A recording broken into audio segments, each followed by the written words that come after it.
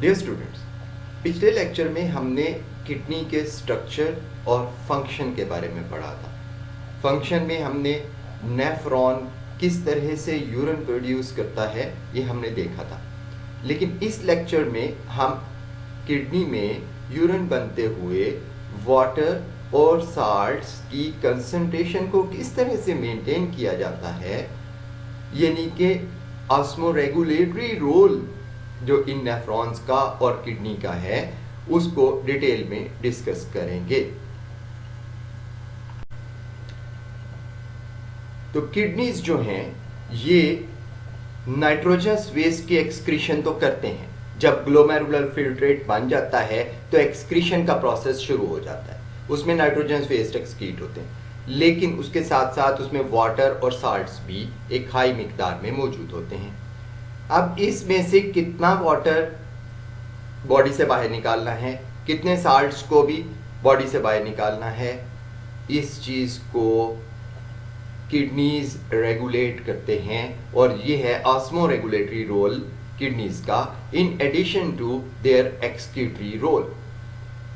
Now ये जो water और साल्ट्स की अमाउंट है यूरिन के अंदर, दैट डिफाइंस या that determines the concentration of urine. और ये जो कंसंट्रेशन ऑफ यूरिन है that depends on the availability of water. कितना पानी अवेलेबल है बॉडी को, और उस हिसाब से क्या बॉडी को वाटर कंजर्व करने की यानी बचाने की जरूरत है या वाटर को बॉडी से बाहर निकालने की जरूरत है। तो ये किडनीज डिसाइड करते हैं और इस डिसीजन में जो किडनी का रोल है दैट इज देयर ऑस्मोरेगुलेटरी रोल। जब बॉडी के पास वाटर सप्लाई रिस्ट्रिक्टेड हो, कम हो पानी, तो कंजर्वेशन ऑफ वाटर किडनीज का बुनियादी फंक्शन है। ये जो वाटर कंजर्वेशन है that is carried out by reabsorption of water from the glomerular filtrate. Glomerulus से जो फिल्ट्रेट बना है उसमें से वाटर को रीअब्जॉर्ब करके वाटर को लॉस होने से बचाया जाता है। ये जो रीअब्जॉर्प्शन है वाटर की, it results in the production of concentrated urine. Human के और दूसरे तमाम मैमल्स के किडनीज जो हैं ये इतनी वाटर कंजर्वेशन कर सकते हैं कि ग्लोमेरुलर फिल्ट्रेट में से 99.5% वाटर को रीअब्जॉर्ब कर सकते हैं, लेकिन ज़रूरत के मुताबिक करेंगे। जब बॉडी के पास सफिशेंट वाटर हो या एक्सेस सप्लाई ऑफ वाटर हो तो रीअब्जॉर्प्शन वाटर की इस फिल्ट्रेट से कम कर दी जाती है, और जब रीअब्जॉर्प्शन ऑफ वाटर कम होती है तो it results in the production of large volume of dilute urine. Now, urine concentrating mechanisms कौन से हैं? तो यूरिन कंसंट्रेशन दो मैकेनिज्म से की जाती है। एक काउंटर करंट मल्टीप्लायर मैकेनिज्म है और दूसरा हार्मोनल मैकेनिज्म है।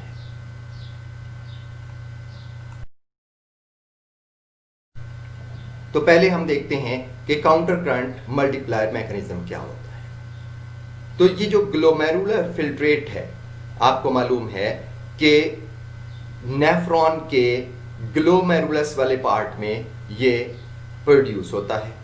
ये जो ग्लोमेरुलस वाला पार्ट है ये कॉर्टेक्स ऑफ द किडनी में मौजूद होता है, और उसके बाद कन्वोल्यूटेड ट्यूब्यूल शुरू होती है जो कि नेक्स्ट मेडुलरी पार्ट में, किडनी के मेडुलरी पार्ट में एंटर होती है।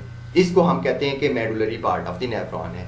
खास तौर के ऊपर लूप ऑफ हेनले जो है, जो लॉन्ग लूप है यू शेप्ड, ये मेडुलरी पार्ट में होती है।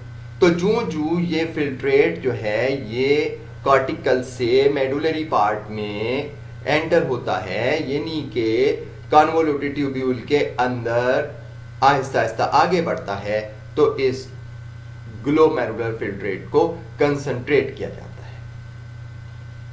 जब ये filtrate descending loop of Henle में से गुजरता है, यानी कि जो लूप नीचे की तरफ जा रही है, जिसमें यूरिन का फ्लो या फिल्ट्रेट का फ्लो नीचे की तरफ हो रहा है, यहाँ पे डायग्राम में वाजे किया गया है एरोज के साथ कि किधर डायरेक्शन ऑफ फिल्ट्रेट किस तरफ है।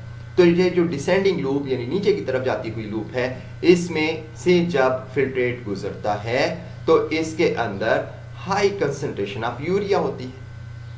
जब यूरिया की कंसंट्रेशन इसमें हाई होती है तो इसके नतीजे में जो वाटर है वो ऑस्मोटिक बैलेंस की वजह से इस फिल्ट्रेट में से बाहर निकलता है। जब ये बाहर निकलता है तो इसके इर्द गिर्द पेरिट्यूबुलर कैपिलरीज हैं, वेजा रेक्टा हैं, तो ये फिल्ट्रेट में से वाटर निकलकर वापस ब्लड में चला जाता है। ये जो मैकेनिज्म है इसको कहते हैं काउंटर करंट मल्टीप्लायर। इसकी रीजन क्या, काउंटर करंट क्यों होता है कि इसी पेरिट्यूबुलर कैपिलरीज में और वेसा रेक्टा में ब्लड का फ्लो फिल्ट्रेट के फ्लो के ऑपोजिट डायरेक्शन में होता है, जिसकी वजह से इन कैपिलरीज के अंदर यूरिया की कंसंट्रेशन लो होती है, वाटर की कंसंट्रेशन लो होती है और वाटर अपनी ज्यादा कंसंट्रेशन से कम कंसंट्रेशन की तरफ चला जाता है। ये काउंटर करंट मल्टीप्लाई हो जाती है।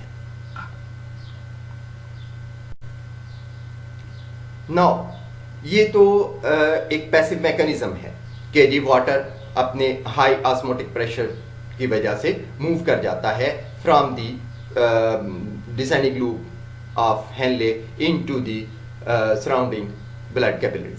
लेकिन इसमें हार्मोन्स का रोल भी आता है। जो सबसे इंपॉर्टेंट हार्मोन यहाँ पे एक्ट करता है वो है एंटी डायूरेटिक हार्मोन। ये एंटी डायूरेटिक हार्मोन या ADH posterior lobe of pituitary से प्रोड्यूस होता है और आके एक्ट करता है डिस्टल ट्यूब्यूल्स और कलेक्टिंग ट्यूब्यूल्स पर। जो वाटर लूप ऑफ हेनले की डिसेंडिंग लूप में से एब्जॉर्ब नहीं हुआ वो डिस्टल ट्यूब्यूल्स में जाकर एंटी डायूरेटिक हार्मोन के इफेक्ट से रीअब्जॉर्ब हो जाएगा। लेकिन ये जो एंटी डायूरेटिक हार्मोन है ये कितना प्रोड्यूस होता है, that depends on the availability of water.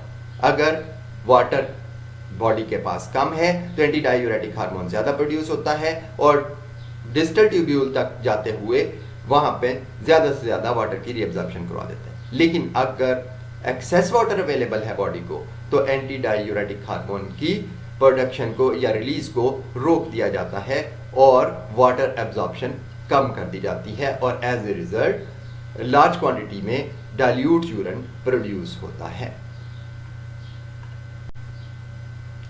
अब हमने देखना है कि वाटर रेगुलेशन के बाद साल्ट्स की रेगुलेशन कैसे होती है। तो ऑस्मोरेगुलेटरी रोल ऑफ किडनी का दूसरा पार्ट जो है वो रेगुलेशन ऑफ साल्ट्स और आयंस है। जो डिसेंडिंग लूप ऑफ हेनले है उससे आगे असेंडिंग लूप ऑफ हेनले आती है, जिसमें फ्लो ऑफ फिल्ट्रेट जो है वो ऊपर की तरफ है।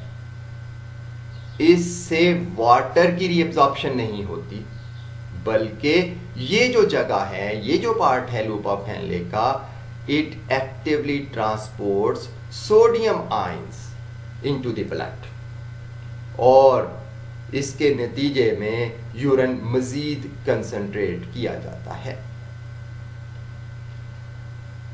ये जो एक्टिव अपटेक होता है सोडियम का असेंडिंग लिम्फ में, या ये जो लूप ऑफ हेनले है ना, ये वाला जो पार्ट है ये कंपैरेटिवली थिक वॉल्ड है, इसलिए इसमें से वाटर की रीअब्जॉर्प्शन नहीं होती, लेकिन इसमें से साल्ट्स की रीअब्जॉर्प्शन की जाती है और इसमें एक हार्मोन एक्ट करता है। This hormone is called aldosterone hormone.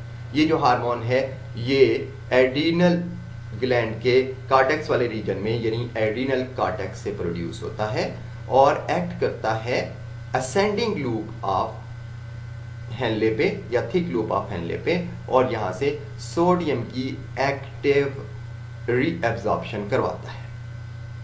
यूं हम देखते हैं कि वाटर और साल्ट की या सोडियम आयंस की रीअब्जॉर्प्शन के नतीजे में जो फिल्ट्रेट इस कॉन्वोल्यूटेड ट्यूब्यूल में से गुजरता है, इसकी ऑस्मोटिक कंसंट्रेशन जो है वो इंक्रीज करती चली जाती है और इसका नतीजा क्या होता है?